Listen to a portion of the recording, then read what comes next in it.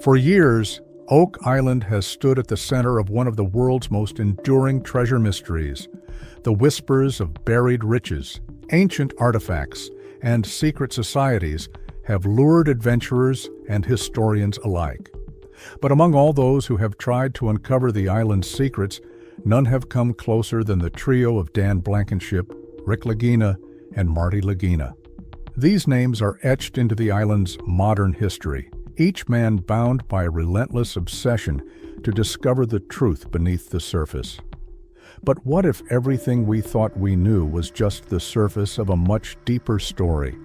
What if a discovery had already been made, kept hidden from the public eye, concealed even from close collaborators? The Oak Island mystery isn't just about buried treasure, it's about trust, legacy, and unspoken agreements between men who dared to challenge fate. At the center of it all, Dan Blankenship, the stoic and tireless treasure hunter who dedicated over half a century of his life to the cause. He's become a legendary figure, known for enduring both physical and financial hardships in his pursuit of the island's secrets. But in the quiet corners of the island's history, rumors have lingered. Rumors that Dan may have found something significant, something so valuable or dangerous that he chose to keep it hidden. Rick Lagina, the passionate dreamer who idolized Oak Island's legends since reading about it in Reader's Digest as a child, once considered Dan not just a partner but a mentor. Their bond appeared unshakable. Rick saw in Dan a kindred spirit, someone who believed in the myth just as deeply. But the longer Rick spent on the island, the more time he had to dig, not just into the earth, but into the past. And what he began to uncover sent shockwaves through the core of their shared mission. Hidden logs, hushed conversations, inconsistencies in the excavation records, all pointing toward one haunting possibility. Dan Blankenship may have discovered treasure years before the cameras ever rolled. It didn't start as a confrontation, it started as curiosity. Rick's habit of reviewing old excavation reports from the 1970s and 80s led him down a paper trail that didn't quite add up. Specific dig coordinates had been redacted. Photographs from certain depths were missing. Yet, in personal journals found among Dan's belongings, there were sketches of objects never publicly disclosed, symbols etched into stone, what looked like markings from an ancient language, even notations about metallic anomalies deeper than anyone had previously reached, suggesting some form of constructed chamber or vault. Rick brought these findings quietly to Marty.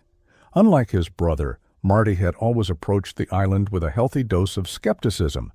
His background in engineering and business made him pragmatic. He respected Dan, but he never shared the same emotional attachment that Rick did. So when Rick told him that Dan might have been hiding something, Marty's reaction was colder than expected. Not disbelief, not outrage, just silence, followed by a single question. "Are you sure?" The brothers had always worked as a team, but this new revelation threatened that unity. Rick wanted to go deeper, both literally and metaphorically. He wanted to re-excavate the sites Dan had once claimed were too dangerous or unpromising. Marty wasn't convinced it was the right move. He worried about the optics. Dan was gone. He couldn't defend himself, and dragging his name into controversy might tarnish the very legacy they were trying to honor. But Rick insisted. For him, the truth mattered more than reputations. Tensions began to rise behind the scenes. What the public saw on television was a united front, a team navigating setbacks and celebrating small victories. But off-camera, heated discussions were becoming more frequent. Rick grew increasingly obsessed with connecting the dots. He began poring over old footage, conducting private interviews with workers who had been on the island during Dan's prime. And that's when the story took an explosive turn. One of the workers, a man named Gerald, who had retired years ago, agreed to speak to Rick privately. In that meeting, he dropped a bombshell. He claimed that in the early 1990s, Dan and a small crew had hit something in one of the deeper shafts, something that changed the course of their dig. According to Gerald, they had uncovered a sealed wooden structure containing metallic objects. The crew was sworn to secrecy. Photographs were taken, samples collected, and the shaft was immediately sealed and filled in. No report was ever filed with authorities. No mention of it was made to investors. It was as if the discovery had never happened. Rick was stunned. He pressed Gerald for more information. Why would Dan keep this a secret? What did he find down there that was so valuable or so dangerous it couldn't be revealed? Gerald didn't have all the answers, but he offered a chilling theory. Dan believed that the treasure might be cursed, or that revealing it would attract the wrong kind of attention. There were even suggestions that Dan had been warned by certain organizations to stop digging. Whether those warnings came from government bodies, private collectors, or something more clandestine, no one could say for sure. Rick took this information to Marty, expecting support. Instead, Marty exploded. The idea that Dan had hidden something this monumental, and that Rick was willing to bring it to light now, felt like betrayal. Not betrayal of Dan, but betrayal of their mission's integrity. Marty believed that making this public could derail everything. Investors might pull out. Legal trouble could follow. The island could be seized. It was too risky. But for Rick, the choice had already been made. If Dan had found treasure, real tangible proof of something buried, then the world deserved to know. The years of speculation, the millions spent, the lives invested, it all demanded closure. He began compiling his evidence into a timeline, cross-referencing Gerald's claims with Dan's journals and the gaps in excavation data. Piece by piece, a picture began to emerge, one that pointed to a deliberate cover-up of a discovery that could redefine Oak Island's entire legend. Rick's conviction only grew stronger as he connected more dots. He discovered that shortly after the alleged find in the 1990s, Dan had quietly purchased more land adjacent to the dig sites. He'd also shifted his focus from the deep shafts to much more shallow operations, something that didn't make sense to Rick unless Dan was deliberately avoiding further attention. Dig logs showed unusually vague entries during that period. Where Dan's notes had once been meticulous, suddenly there were days, sometimes weeks, of missing information. And yet equipment was still being used, fuel was still being consumed, and expenses were quietly racking up. Rick found one entry that struck him particularly hard. It was scribbled in the margins of an old field notebook, almost as if it was never meant to be found. It read, "The truth is deeper than the shaft. Some secrets must be kept until the world is ready." Rick stared at the sentence for hours. It was Dan's handwriting. It didn't confirm anything explicitly, but it said everything implicitly. If Dan had found something, he clearly believed the timing or the implications weren't right for the world to know. That didn't sit well with Rick, whose core belief had always been that the truth, no matter how uncomfortable, should come to light. The rift between the brothers widened. Marty began pulling back from certain operations, focusing more on logistics and less on direct exploration. Rick, meanwhile, became consumed by his own off-the-books investigation. He started working closely with a select team of historians, code breakers, and even linguists to analyze the strange markings found in Dan's sketches. One expert suggested the symbols resembled Templar iconography, possibly connected to sacred geometry or ancient maps. Another believed they could be linked to Middle Eastern or Phoenician languages. Either way, the evidence was mounting that Dan may have uncovered something of historical, if not monetary, value. As Rick pressed on, he began to attract attention, not just from curious researchers or fans of the show, but from people who seemed more interested in stopping him than helping. Anonymous emails started arriving. Some were vague warnings. Others were more direct. Leave the past buried. Stop digging. Some things are meant to stay hidden. Rick initially dismissed them as internet trolls or conspiracy theorists, but one message changed that. It contained an old photograph, an aerial view of Oak Island taken from a drone in the early 90s, long before such tech was mainstream. The location in the photo matched the coordinates Gerald had mentioned. The image showed heavy equipment clustered around a site that was never acknowledged publicly, and there, in the center, was a rectangular excavation pit, something big enough to hold a significant find. Rick shared the photo with Marty, hoping it would finally convince him. But Marty's reaction was the opposite of what he expected. He was furious. He accused Rick of being reckless, of endangering the entire operation, and of betraying the trust they had built with Dan and the rest of the team. To Marty, digging into Dan's secrets wasn't just disrespectful, it was dangerous. He believed that if Dan chose not to reveal something, he had a reason. Marty warned Rick that exposing it now could jeopardize not only their personal safety, but the future of the entire treasure hunt.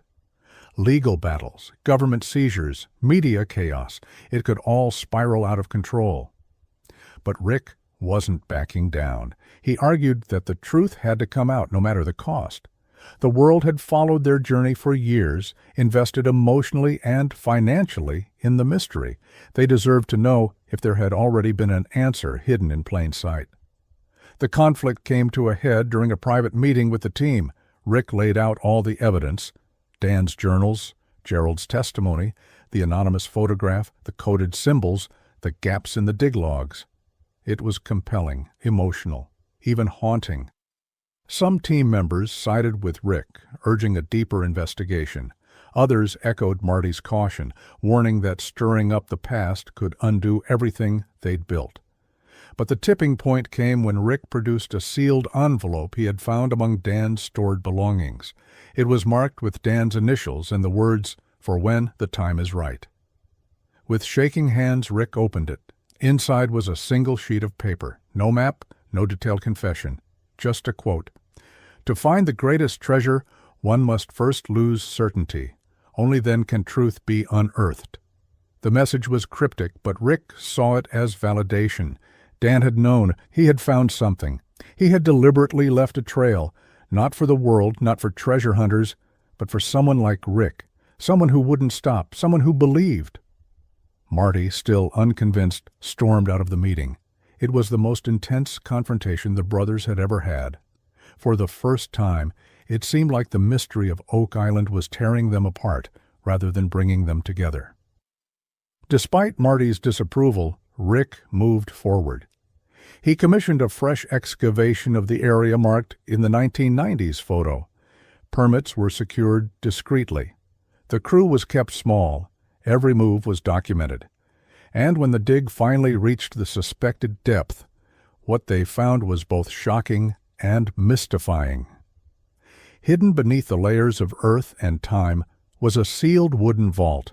It matched the dimensions described by Gerald and hinted at construction techniques inconsistent with modern tools. The wood dated back several hundred years. Carbon dating confirmed it, but the structure was clearly tampered with more recently, possibly during Dan's secret dig. Inside the vault were fragments, not gold, not jewels, but something arguably more valuable. Pieces of parchment sealed in wax tubes, metal shards inscribed with unfamiliar symbols, and a small stone tablet carved with a map, one that did not match any known layout of the island. The discovery was quietly documented, stored, and sent for analysis. Rick chose not to publicize it, not yet. Despite everything, he still held some reverence for Dan's decision to keep it hidden. But now he had a responsibility to make sense of it all before the world found out. Marty, still angry but visibly shaken, visited the site under cover of night. For a long time, he said nothing, just stood there, looking down at the opened vault. Then he turned to Rick and asked, "What are you going to do now?" Rick replied, "Finish what Dan started." But this time, with the truth. The discovery shifted everything. The story of Oak Island was no longer about searching for treasure. It was about understanding why it was hidden in the first place. What did Dan know that made him protect it? What power did the artifacts hold, and why were people still trying to keep them buried? As Rick dove deeper into the mystery, he realized this wasn't the end of the search. It was the beginning of a much larger journey, one that would test his beliefs, challenge alliances, and force the world to rethink what it thought it knew about history, secrecy, and the very nature of truth. Rick knew that what they had uncovered was more than just an archaeological find. It was a key to a story far older and far more complex than anyone had imagined. The objects in the vault weren't mere relics. They were pieces of a narrative hidden beneath centuries of soil and secrecy. The wax-sealed parchments, once carefully opened in a controlled environment, revealed sketches of emblems long associated with secret societies, symbols eerily similar to those found in Freemason and Templar archives. Even more intriguing were the coded passages written in a mix of Latin, Old French, and an unrecognizable cipher. It would take months to even begin decoding them. Rick brought in specialists in ancient scripts and cryptography. Slowly, patterns began to emerge. The texts spoke of guardians of the knowledge, of burdens too heavy for kings, and wisdom that must sleep beneath the oak. There were references to Jerusalem, to voyages across the Atlantic, and to a sacred relic split into fragments and buried in multiple locations, Oak Island being one of them. This wasn't just about gold or lost manuscripts. It hinted at a spiritual or philosophical treasure, something with the power to change beliefs or challenge institutions. Marty, although still conflicted, was no longer dismissive. The evidence was undeniable. Even his analytical mind couldn't ignore the mounting weight of proof. But his concern only deepened. If Dan Blankenship had kept this quiet for decades, he must have known the consequences of exposing it. Rick and Marty now stood on the edge of a truth that might not just make history, it might rewrite it. As word of the vault's contents spread quietly through academic and archaeological circles, new figures began to reach out. Some were supportive, historians eager to help piece together the puzzle. Others were more shadowy, sending vague messages about the responsibility that comes with knowledge. One anonymous letter warned them directly. The island is a safeguard, not a prize. Disturb it further, and consequences will follow. Rick refused to be intimidated, but he also realized that this wasn't just about discovery anymore. It was about stewardship, about guarding a truth that had been hidden for a reason. He made the controversial decision to halt the public side of their exploration, withdrawing from major filming activities and keeping the next stages of research confidential. The team agreed, forming a tight circle of trust around the new findings. Meanwhile, the coded map on the stone tablet became the focal point. Unlike anything seen before, it depicted not only Oak Island but distant points, locations across Europe, Africa, and the Middle East. The inscriptions suggested these were linked through a network of knowledge bearers, individuals, or groups tasked with hiding and protecting information through the ages. One symbol, placed at the center of Oak Island, matched the layout of the original money pit, but in the margins were unfamiliar notations, including one that translated loosely to "The decoy is the door." Rick and Marty now had to confront an even bigger question. What if the money pit itself had always been a misdirection? What if all the years of digging had been focused on a carefully crafted diversion, while the real vaults, the ones Dan may have found, were hidden in plain sight elsewhere?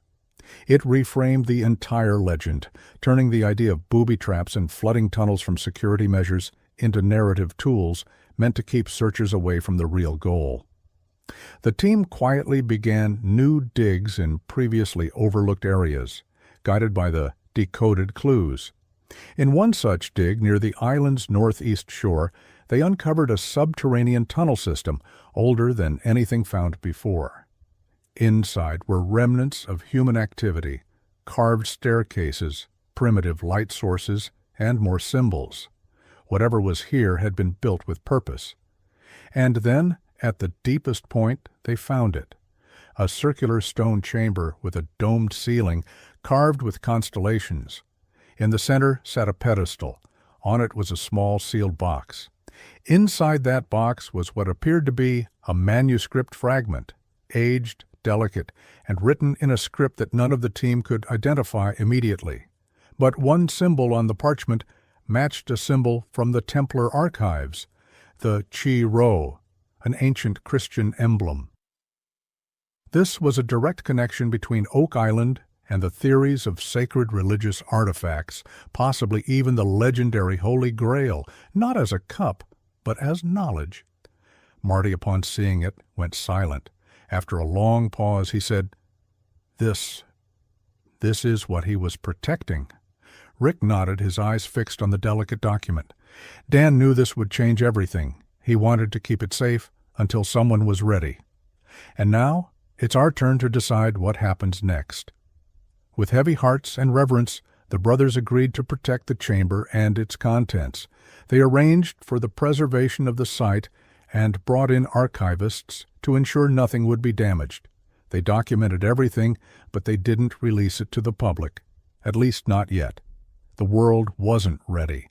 The findings needed to be studied, contextualized, and understood before they could be shared. In the months that followed, Rick quietly worked with trusted historians and institutions to analyze the texts. The preliminary translations revealed themes of universal truth, warnings about greed, and messages about humanity's tendency to destroy what it doesn't understand. Whether this was part of a global conspiracy, a religious order's final message, or simply a philosophical legacy, one thing was clear. Oak Island was never about riches. It was about wisdom. Dan Blankenship hadn't just been a treasure hunter. He was a guardian of something far more precious. And now, Rick and Marty were those guardians. Their roles had changed. The show, the hunt, the cameras, they had all been part of a much larger journey toward understanding.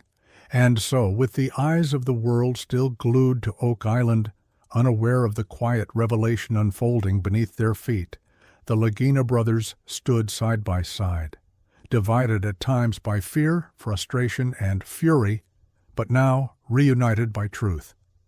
In the end, Marty wasn't furious because Rick exposed Dan's secret. He was furious because he understood what it meant. That their quest was no longer about uncovering what lay buried, but about protecting what had been found. Not every treasure is meant to shine in the spotlight. Some treasures are meant to illuminate the soul.